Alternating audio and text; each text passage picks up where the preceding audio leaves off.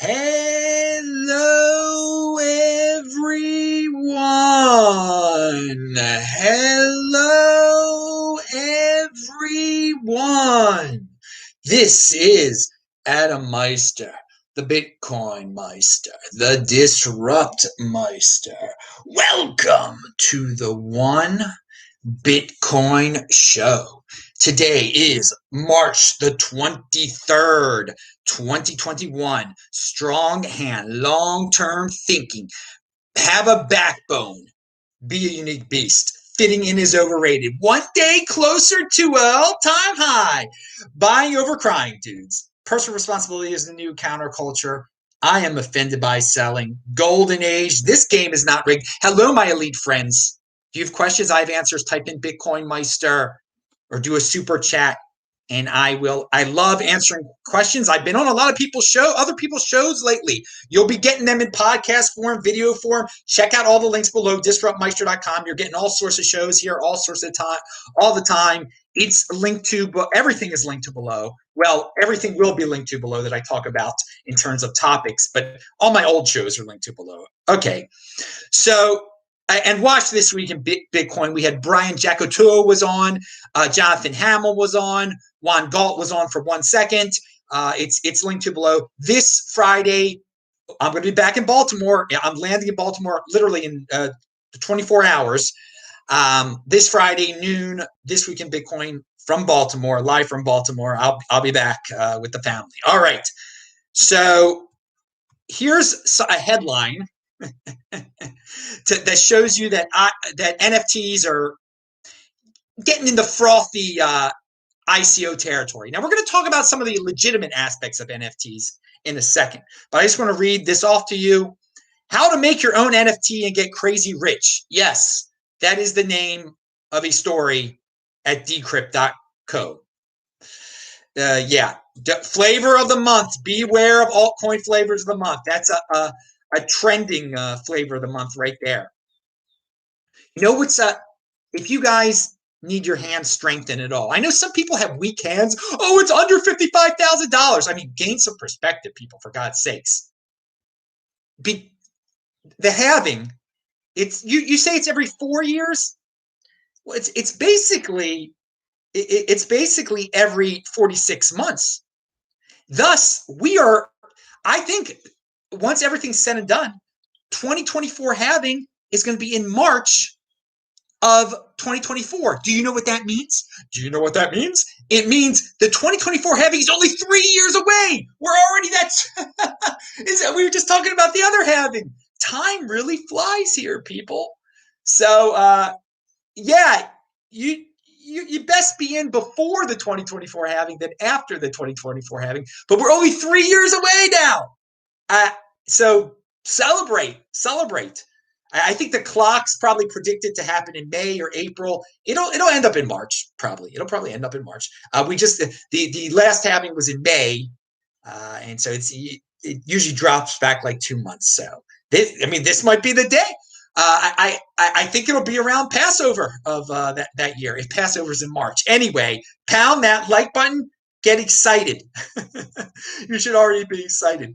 Here's someone who's not excited. Twitter. The worst nonsense trends on Twitter. And part of it's clearly there's someone over there that picks. It's not the algorithm that decides what's prominently shown over there, okay? And here's something that they forced in our faces. And this just shows you 80% or land type of thinking. Is Bitcoin a scam? Here's what the skeptics say. My Lord. So yeah, it's clickbait. It's clearly clickbait for the Twitterati there. People, there's still guys out there that want to make their names by saying Bitcoin's a scam. Hey, this is where the big boys play. Go ahead and get your clickbait on. Now, the big news, and some people aren't making a big deal out of this, is that it's Coinbase to go public next month, said reports. Okay, so that's April. Coinbase is going to get public. It's going to go public. We have our month, dudes.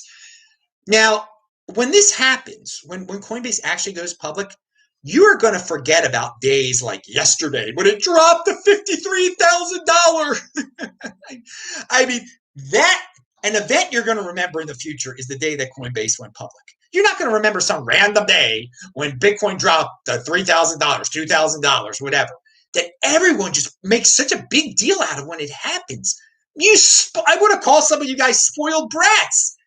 It's in the 50,000 realm, and you're worried about it being. And by the way, it bounced off. Basically, it looks like when we had that drop, it bounced off of like it wouldn't. It maybe went below it for a second, but the Bitcoin $1 trillion market cap, whatever the price Bitcoin needs to be for that, it basically bounced off of that. I know all you TA guys, you can get some glory off of that, but there's something to it. You know, we talked about the Hoffman line back in the day when for so long Bitcoin would not go below a $100 million market cap. Well, now we're 10x back then. Okay, it's beautiful to be alive now. So maybe it won't go below the $1 trillion market cap. Some people call that the new Hoffman line, the Tapiero line. You can call it whatever you want to call it. Okay, but we're in $1 trillion. And the other day, I think the entire cryptocurrency market cap was $2 trillion. It's below that now, but it's the exponential mindset. If you would have had the exponential mindset back in 2018, you would realize, Bitcoin would 10x from then. You would know it was inevitable that Bitcoin would 10x. That's an exponential mindset right there. All right, you would have, like me, you would have had full confidence in Bitcoin. Now we have. Okay, we talked about Coinbase going public. By the way, Robert, who was on my show running for office in the Netherlands, it's linked to below. His party lost. They did better than last time, though. So I linked to it below. That's already linked to below. It's in Dutch, but I think you can. I figured out what it says. I don't know Dutch, but I could figure out everything. It's the Libertarian Party. By the way, Bitcoin is living gold's dream. I hadn't said that for a while, and we're going to talk about gold's nightmare happening here in a second. I'm going to thread in NFTs into the gold story in 1 second. And Meister and his great hair says video thing lit. Well, I got to say my hair does look great today. I washed it last night, and I want to. When my mom sees me tomorrow, I want it to look okay, but I couldn't do it. I'm going to run out of time tonight. I got to clean. I got to go running in a second. But my hair it feels real nice, and it does look nice. And it's because of my mom. My mom has very thick hair, dark hair like this. My father's hair was this around this color, but he had thinner hair. But yeah, he'd be happy that I had his beautiful wife's hair. He knows that. Or yes. Anyway, a blessed memory. BitcoinMeister, it's crazy to think that the first trillion is going to be the hardest. Oh, no. The next 20 trillion will flow into Bitcoin over the next 4 years. 2025 is going to be insane. Well, in life, you say the first trillion is the hardest. There's an old saying, the first million is the hardest. And it's true. Now, pound that like button. Now, so why not have the first trillion be the hardest? Once we get the first trillionaire, there'll be a lot of other trillionaires out there too. All right. Enough about my hair. By the way, I haven't used shampoo since 2013. I think it's all and it stands up too. It's all baking soda. It stands up naturally now, and it depends on the where some water is harder than other water, depending on what city you are in. So last night I got out of the shower, I spike it up. It wouldn't fall down just naturally. And it is high now. I'm getting my hair cut on Thursday and Friday, by the way, at my place. I've been getting it cut at since I was a kid. So now I'm loyal to my guy out there. His business has been hurt by these shutdowns. And he does a great job cutting my hair for all these years since I was a little boy. Now, we really got to get on. Hey, you got some Beyond Bitcoin stuff here. So I know a lot of people like that. And we talked about, Bitcoin. All right, so there's a story. We'll get to the Coinbase irregularities in a second, okay? All right, let's talk about NFTs show that the future is trending digital, okay? And that's a bad sign for gold. I think it's ridiculous. All these people that are buying NFTs, paying the prices they're paying for it. But you see the mindset of the young people. Digital is real to them. It is real. There are a lot of people that like to rip on Bitcoin and say it's in the ether, it's fake, it doesn't exist. These NFTs are, at the very least, they are showing that digital is real. People find value in digital, in stuff that you can't touch. So gold, one of gold's selling points is, you can touch it, you can grab it. It doesn't matter anymore to these young people. To the older people, it probably does. But this NFT stuff is really not a good trend for gold. Not at all, if you look at the bigger picture. And I'm not saying, I mean, it's ICO-like right now. It really is ICO-like. I mean, I just told you about that article, with that ridiculous title. But also, if you look at Google Trends, the search for NFTs, it's similar to when the search for ICOs was at its height. I think the NFTs are going to get crazier. I think it's going to get crazier than ICOs. But I think it's going to leave something valuable behind. It will. And it might revolutionize what we consider modern art. And it might revolutionize trading cards. But it's at least a peek into the mentality of young people and of what people value. And so this gold, I wouldn't want to be on the gold side of this thing. I know the NFT stuff sounds ridiculous, and I am on the NFT. I am on the digital side of life. For me, Bitcoin, I don't care that you can't grasp it. A lot of people, again, I've said it before, they love to say that's one of their, it's in the ether, it doesn't really exist. Look how much these NFTs are selling for. Okay, the world is digital.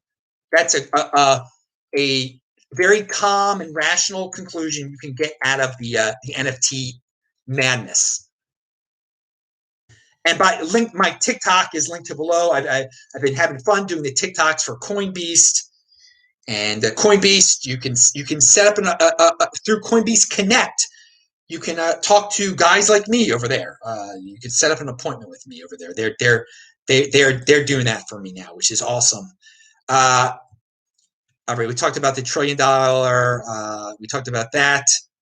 We talked about noon. All right, here, you altcoiners. Udi has this is just a quote from part of his tweet here, okay? It's not the full tweet, but I thought this was great. We know Bitcoin stands to gain 10x in value or more, and aren't willing to risk everything for a game of musical chairs. So what's he talking about there?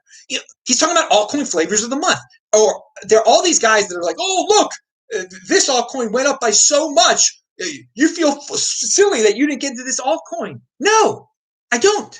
Because it's a game of musical chairs. You don't know how long it's going to stay up, how long it's going to it's not going to beat Bitcoin in the long run.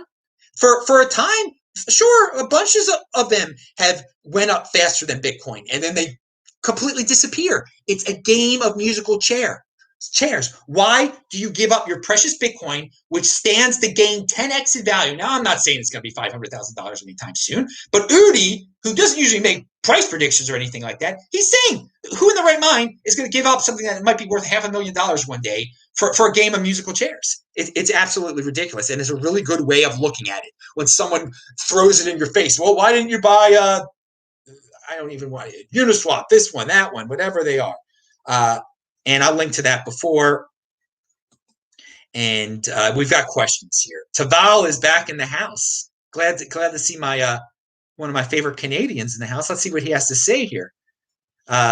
Why do you think Anthony and Elon, Tesla, and SpaceX collectively own $5 billion worth of Bitcoin?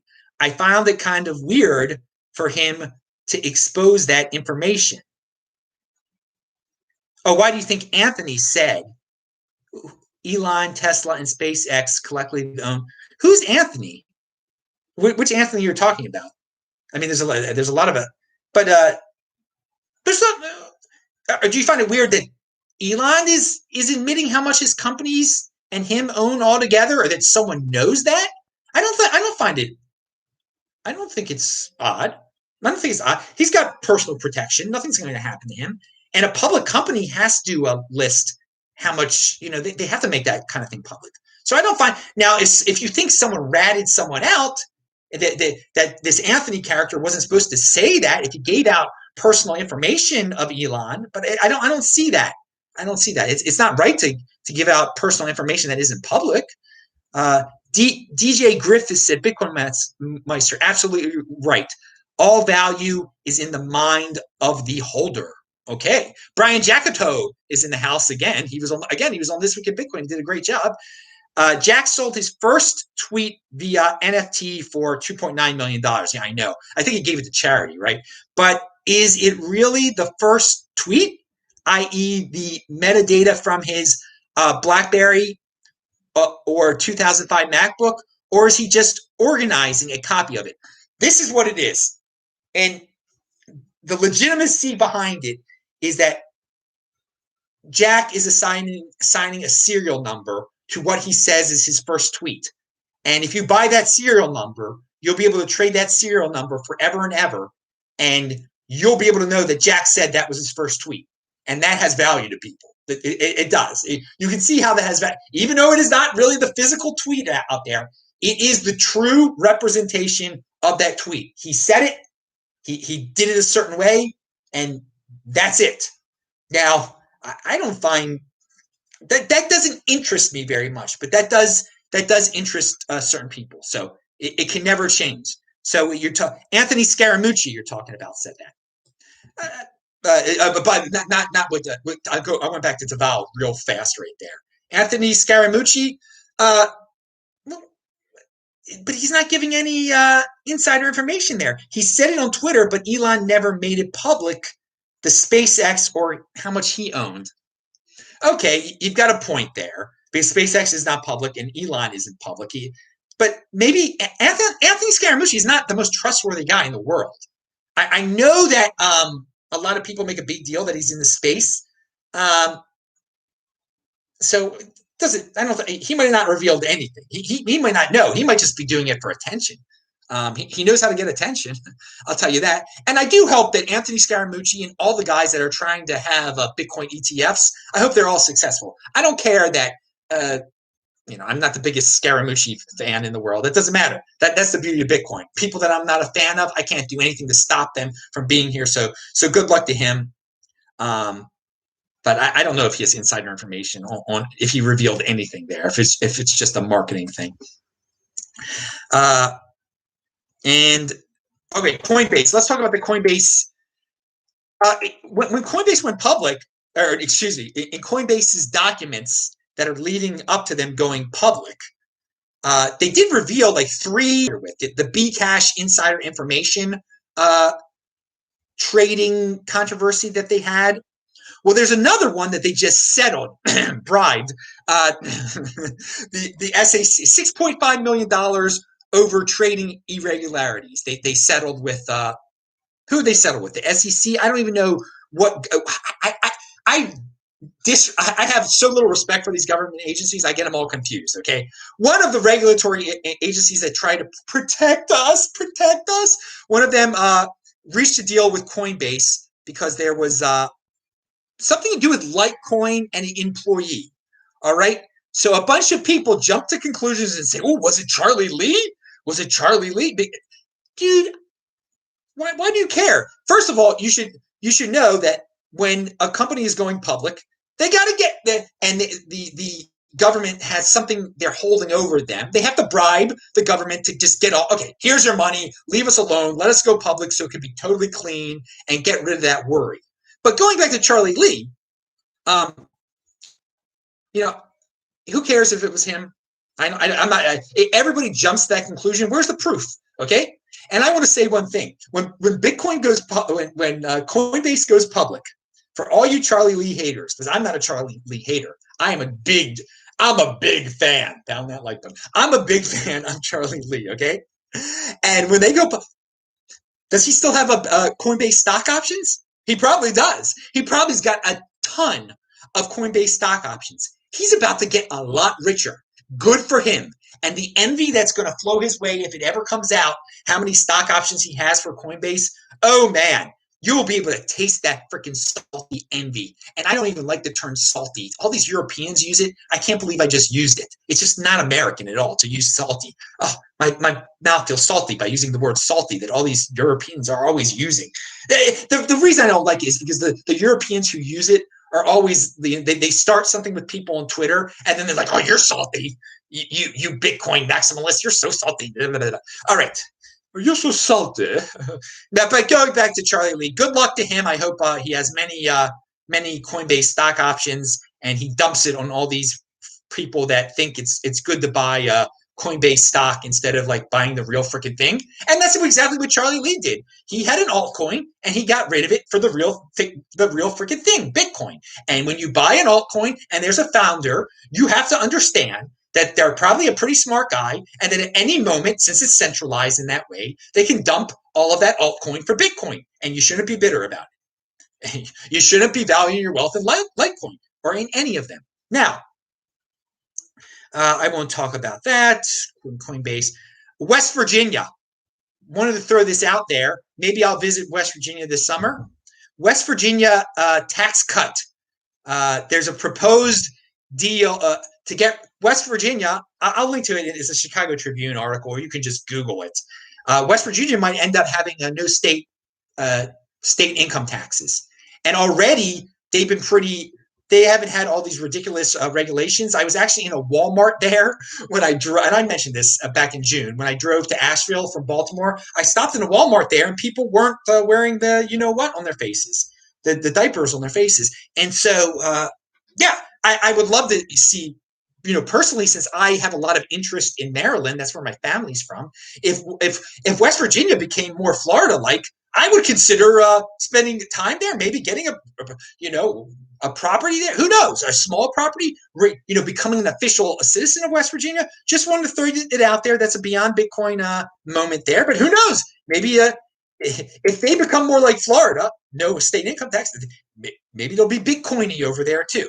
All right. And it's a great place to be. It's a great location to become more like Florida, okay? Because the states around it are not like Florida at all. Washington, D.C. is not a state yet. Hopefully it'll never be a state. It doesn't deserve to be a state. It was founded as a federal city. We have federal and we have state level stuff, okay? If you signed up for Washington, D.C., you signed up to live in a federal city. Yes, it is not the same as living in a state. It was intended not to be a state. All right, I went on a rant. But in terms of freedom, we've looked Maryland, Pennsylvania, New Jersey, Delaware, Ohio, everything around pretty close to, even New York's pretty close to West Virginia. It's a disgrace. So if West Virginia could be more like Florida in terms of financial freedom, in terms of physical freedom, then great. All right.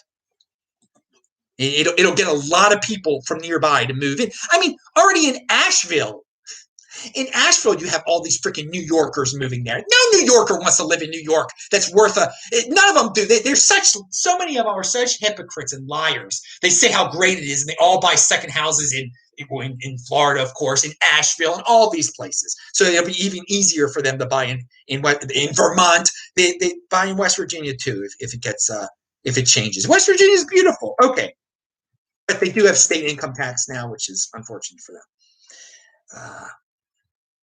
I like to give you, what might happen in this golden age. West Virginia, which everyone rips on, for being so bad. They drink Mountain Dew or whatever people like, all the stereotypes. Hey, man, they can, if they're in motion, it could be great. So maybe this summer I'll see Wyoming. Maybe I'll see West Virginia. Who knows? I'm clearly, it doesn't look like I'm getting out of the country still. So there's all sorts of beautiful states to go to. South Dakota, maybe. The governor of South Dakota, she just did something. She just totally wimped out on something that deals with mental illness.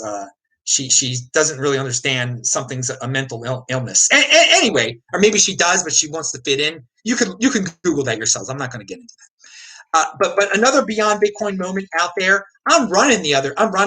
Was it 2 days ago? I forgot what day it was now. I run almost every day, but this instance. This bus drives by. It's like a school bus. The top is cut off. There's like a DJ in the back. It's open air. RumbaChiva.com. all these dudes are partying on the bus. Now, I know you guys have seen all the pictures out of Miami Beach where people are going crazy. All right, that's not Miami Beach is separate from Miami, by the way. I haven't been to Miami Beach. I've seen the water, but I haven't been to Miami Beach. But apparently, some of the partiers got on their rumba bus and were riding around Miami. None of them were wearing masks. It was awesome. I was putting my hands in the air. I was dancing and stuff as they were running, as they were driving by on the bus. And I just wanted to give this company Rumba Chiva props. I think it's a great idea for a business. Probably in most of the states where you guys are, this is illegal now for various reasons, whether it be stupid restrictions that came before all this situation happened, or just because you're not allowed to be near other people on a bus. Maybe, I don't know. Open air buses are dangerous. That's how it spreads. That's the latest thing that maybe Fauci will make up and pull out of his backside. It's really awesome, and I know that some people have gotten carried away with their partying in Miami Beach, but I'm always so happy when I see that everything is open here. And it's unfortunate I'm leaving here again in 24 hours, but I will be back. I will be back on May the 11th. But I'm going to be in Baltimore, and I'll give you the report on how maybe depressing Baltimore is. I hope it's not. I mean, I hope, but it's not going to beat the vibe of freaking Miami. A+ here. It has been such a fun time. And Rumba Chiva, you get a good business, and maybe when I go running after this, I'll see more people partying on buses with DJs in the back. It was so cool. And drinking and just having a fun time. Like young people should be. Like all people should be. Not just young people. Everyone should be having fun. No one should be scared of hanging out with their friends. Here is something from Fox Business News. Bank branches to disappear in 2034. I'll link to it eventually. You can Google it now, but that just shows you more of the future, that it's a digital world, that banks even know. Why spend this money off it now? Part of it, they're jumping on the trends that have come up because of the virus and everything, but they don't need you in a digital world.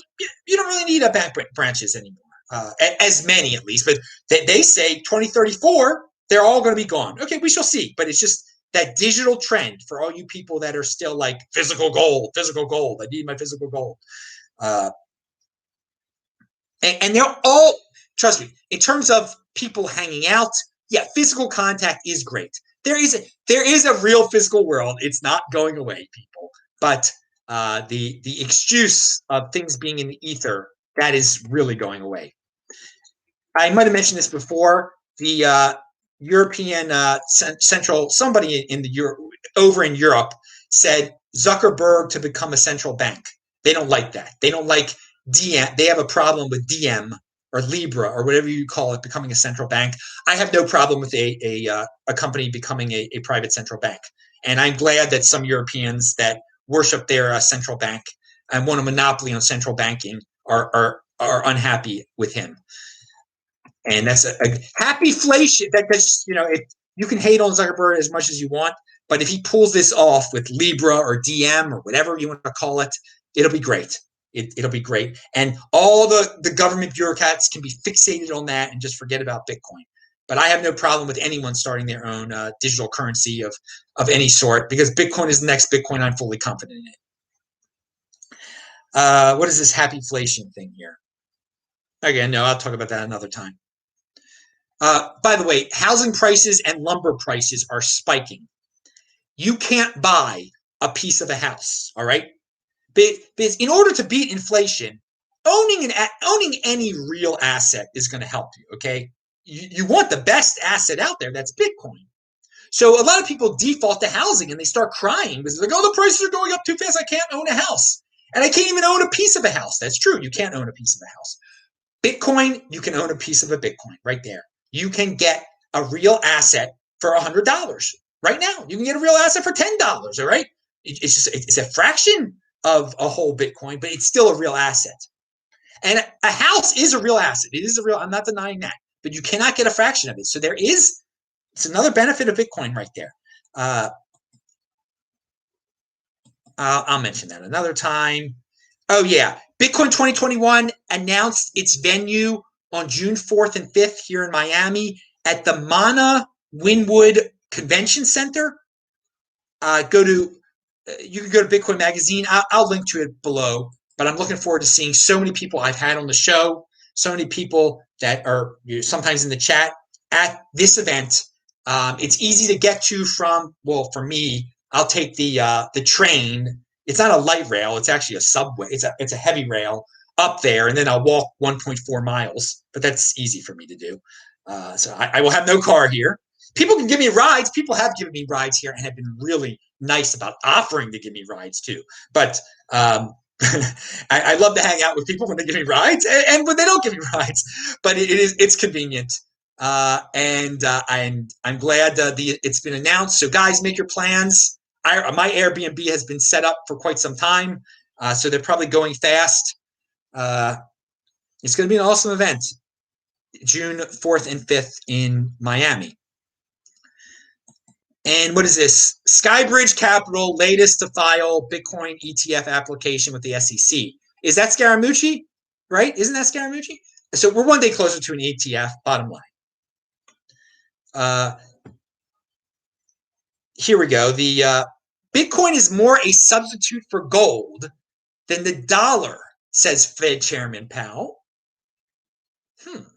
Now, he doubles down on Bitcoin as a digital gold. Well, we all know that the Fed dudes, what's their primary concern? It is the dollar. So they've never been fans of gold anyway. So it's a way of saying, hey, Bitcoin it's a way of them saying Bitcoin is okay in a way that they can say Bitcoin is okay. It's better than gold. I agree with him on that. He's not going to say it's better than the dollar, though. Okay, that's the thing. But it is better than the dollar. He's not a substitute for the dollar. Well, all right, that's a way of saying it, dude. It is a substitute for gold. We can agree on that. You can have your precious dollar, dude. We know who you work for. You're the chairman of the Fed. All right. It's a private, semi-private, semi-public, whatever it is, organization. You work for the dollar. You got to be promoting the dollar. So you're not going to you'll rip on gold. You won't rip on the dollar. Fine. That's great. And the Fed, here's an article from Decrypt. Fed targeting July release for digital dollar research. One day closer to the Fed coin. That's just the first step there, guys. We'll get to Fed coin. Other countries will get there before us, Canada probably. But hey, July release for digital dollar research. All right. Dude, I don't give a darn. All the haters are going to say, oh, you see, when the United States comes up with a Fed coin, it'll kill Bitcoin. Dudes, how many times have we heard that? By the way, yesterday's show, which was I was on the Bitcoin Magazine happy hour. That was yesterday's show. CS2 sent $5. He said the banks need Bitcoin more than we need the banks. Yeah, that's true. The banks do need Bitcoin more than we don't need banks. We are our own banks thanks to Bitcoin. The banks, Bitcoin's going to make them a lot wealthier. Yeah, they're going to be able to expand their business. Here, we have a note from our friend Simon in the Netherlands. We talked about the Netherlands before. And he says, Adam, next Tuesday, that's next week, is the court case. See the thread to understand its background.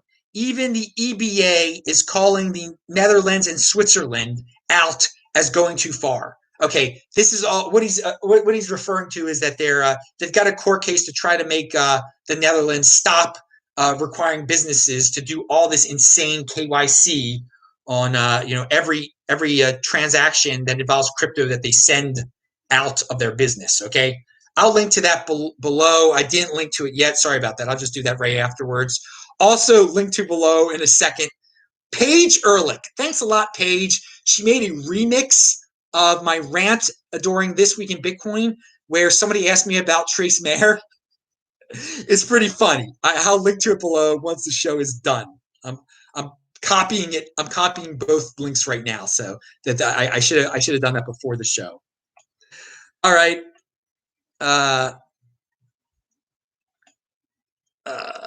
All right. People are talking about the improving strength of the dollar. Oh my God, I haven't gotten to one of the main things of the show yet. I gotta jump here. I'm sorry for I didn't mention whatchamacallit yet. Where is it? I lost it. The awesome article that came out, I don't know how, about BlockFi. I accidentally skipped this. All right. So we'll end with this. I probably skipped some other stuff too. Sorry, dudes. We got to end with this because I mentioned this in the title of the show, and we're 35 minutes into the show.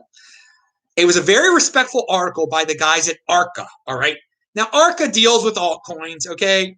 We've had David Nage on this show before, but this is really respectful toward BlockFi. They basically conclude that BlockFi is more like a hedge fund than you depositing your money at a bank and expecting to get interest. Okay, there's hedge fund type of risk, and people do not understand that. All right, and he says it in a respectful way. He says he likes BlockFi. Okay, or they say, I don't know who wrote the article over there. So I got a link to that below also. Sorry, that hasn't been linked to yet. Or maybe I did link to it already. But you guys have to read it. It's the best article so far about BlockFi. And it's balanced and in the news. It's a newsletter, and it starts, you can scroll down. It says excessive risk taking, shadow banking in Bitcoin. And the dirty secret is that there really isn't that much demand to borrow Bitcoin. Plenty of customers want to earn a yield by lending their Bitcoin, but few need or want to pay money to borrow Bitcoin. Keep that in mind, people. For all those people that say they're able to lend out Bitcoin to all these people that want to borrow it, they're not all these people that want to borrow it. So some of these businesses are going to fall apart, and they're not FDIC insured, thus getting toward hedge fund type of territory. CEO Zach Prince even said, I don't want to reveal all our risk management secrets because this is a competitive industry. He also said they don't put any of these risks on the website itself because no one wants to read that and instead offer transparency through podcasts and other mediums. That would be the equivalent of a food company not putting FDA-enforced sugar, fat, and sodium details on the actual package where people make buying decisions and instead talk about their ingredients 3 months later at a Tupperware party. Sounds a lot more like private hedge fund than a bank paying safe, stable interest to depositors. So, yeah, they even admit they don't reveal everything, and that you can find out everything if you listen to the podcast that we're on. So, dudes, the bottom line is a lot of people are buying into something they think is more like a bank, and it's not. And if there was total transparency on their part, they would lay out their whole risk management strategy on there. They would list the ingredients, like the ingredients on cereal. The poison you're buying with cereal because all the ingredients are there. With BlockFi, not all the ingredients are there. You think you're buying a bank when you're buying something that's more like a hedge fund. So it's a good article, and it's very rational, and it's no one's saying it's going to fall apart. They have huge investors, but some of the huge investors they sugarcoat that the ingredients are not listed either. They have no problem with it either. All right, and let's see. That is it. I'm Adam Meister, the BitcoinMeister, the DisruptMeister. Subscribe to the channel. Pound that like button. I was on you'll get a guy named Vivek had me on his podcast, and you'll hear that really soon. I'll see you guys when I'm back in Baltimore, and This Week in Bitcoin is noon on Friday. Bye, Miami. For now, I shall return. See you. Bye-bye. Thanks.